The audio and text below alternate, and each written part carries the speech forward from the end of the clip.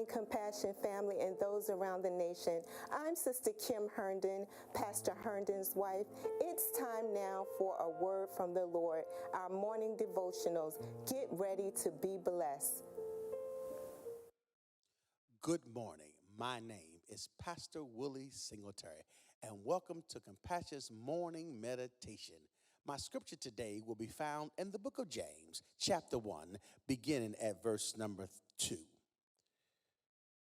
It says, "Consider it pure joy, my brothers and sisters, when you even face trials of many kind, because you know that the testing of your faith produces perseverance.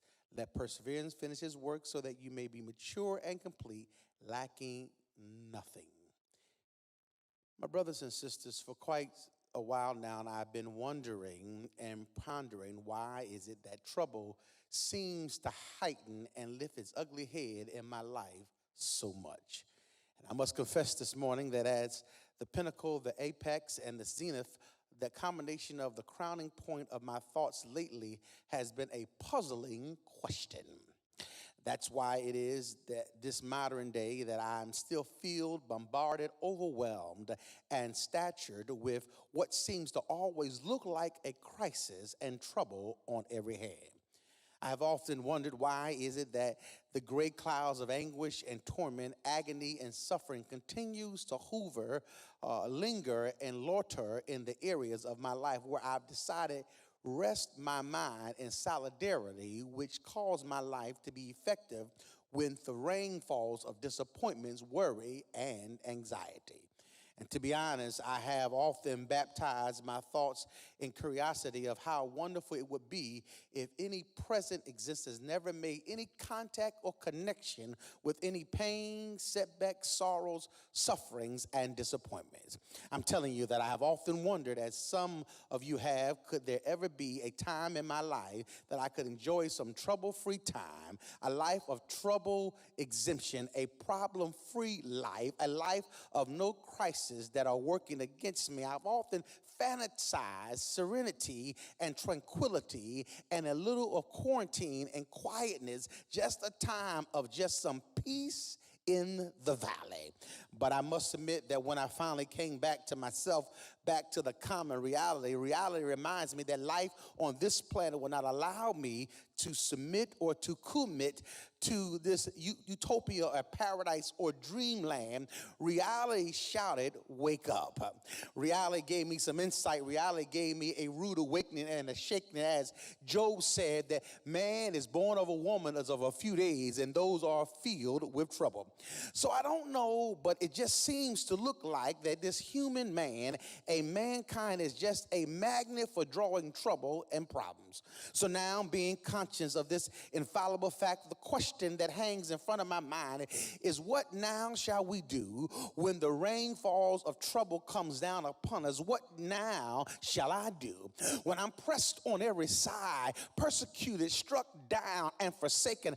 I ask the question, what then? What behavior patterns should I have? Should I make the attempt to run and flee, or to try to escape out of this desperation? Should we become fugitives from trouble, or should we just give up, give in, or tap out?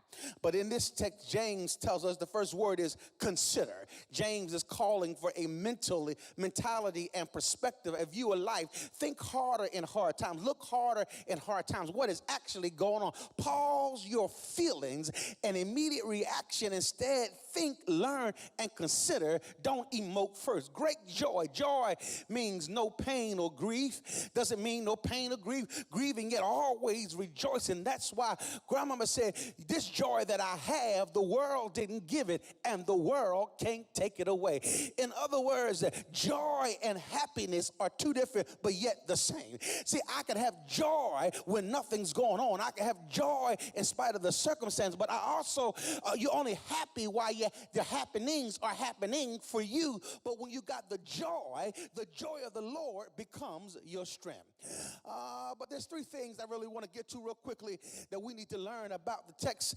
It says, because it produces endurance. You already know this. It's just that knowledge isn't functional, and that's why it's not heavenly wisdom. Trials are exercise for developing muscles and strength. This is true for relationships to the church life, to personal spiritual growth. Trials are tests of faith. Trials confirm our faith. Trials also purify our faith in the fire. Trials grow our trust in God because we see the trustworthiness in his word and character when we lean over and over again and again. You do remember Shadrach, Meshach, and Abednego. They had enough faith to trust God that they trusted God even in a fiery furnace. Oh, I wish I had a witness in here. You got to get to the place that it doesn't matter how hot the trial get, where you trust God to be your cooling board, as the old folks just say, where you trust God to be your fan in the mix of the fire, because God can keep you cool while fire is all around you. Psalms 119:67 says, before I was afflicted, I went astray, but now I keep your word. Psalms 119:71 says, it was good for me to be afflicted so I can learn your statutes. Trials produce endurance. Trials build strength and spiritual muscle. You do know that when you're exercising, that when you first day at your exercising, as you work out, it causes a lot of pain. It doesn't cause a pain while you're doing the exercise, but when you get home, your legs are aching, your arms are tired. But the more you go through the exercise, the more strength you have. And all I'm trying to tell somebody, the more trials you have, the more your faith begins to increase, and that you can be able to trust God in spite of the circumstance or the situation, because you know the same God that brought you through then is the same God that's going to bring you through now, and will be the same God that take you through the future, because you know if it had not been for the Lord on my side, I would not have made it. Endurance is not good enough by itself, because endurance, it says, works maturity and completeness.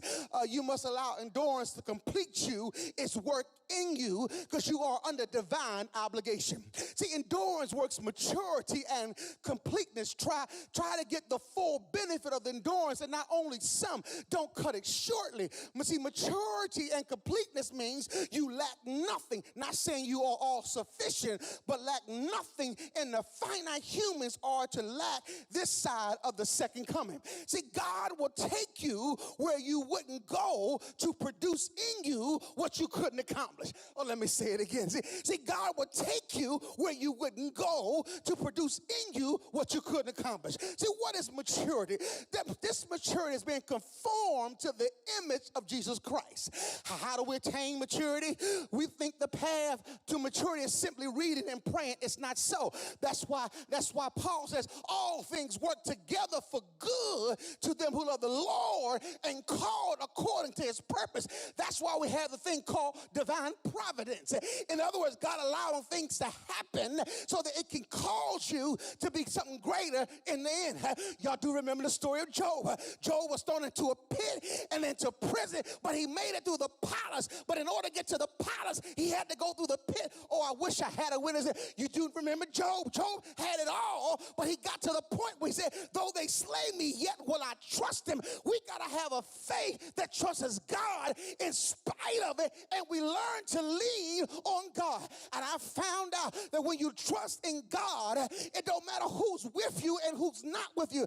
As long as you got God, that's all you need. And sometimes you won't find out God is all you need until God is all you have. This maturity and completion is the maturity that is obtainable now and yet not attainable until Christ comes again. How does it work? What do you mean? To allow endurance to do its complete work, to joyfully let God shape your mind, feelings, and habits, desires, and body while in trial. Trials heighten spiritual sensitivity, opportunity to apprehend grace through faith. I got 2 more minutes. I'm going to get up out of here. But the last thing is because the value of maturity is greater than the values of the absence of the trial. Oh, I wish I had a witness in here. See, it comes down to what you value. The joy of trials is like the joy of getting one's teeth drilled for fulfilling failing or going under the knife for surgery to save your life, or taking the nastiest test medicine to treat the sickness or dreadful symptom. See, everybody in here around the world talking about they're not taking the vaccine. But see, the joy of me taking the vaccine is that if I take the vaccine, I have something greater to protect me if the coronavirus come my way again. I wish I had it with us, but everybody values stuff differently. But you got to go through some stuff to get to some stuff to understand that if God is with me, then I can make it. My brothers and sisters, what's so great about maturity? It means we're like Jesus Christ. What's so great about being like Jesus Christ? We already have the real Jesus and don't need to be like him to replace him. No, Jesus deeply enjoys the goodness and majesty of God, and so can we. And it's better than a pain-free life, because a trial-free life is spiritually immature and shallow joy in God kind of life. Is there anything we want more to know deeply, commune with, enjoy, and long the Almighty Infinite Father perfectly reveal his Son, that Lord Jesus Christ? All I'm trying to say, there's an old song that says, must Jesus bear the cross alone and all the world go free? All I'm trying to tell you is that the next time the trials come in your life, the next time troubles come in your life, you ought to tell your neighbor it's only a test.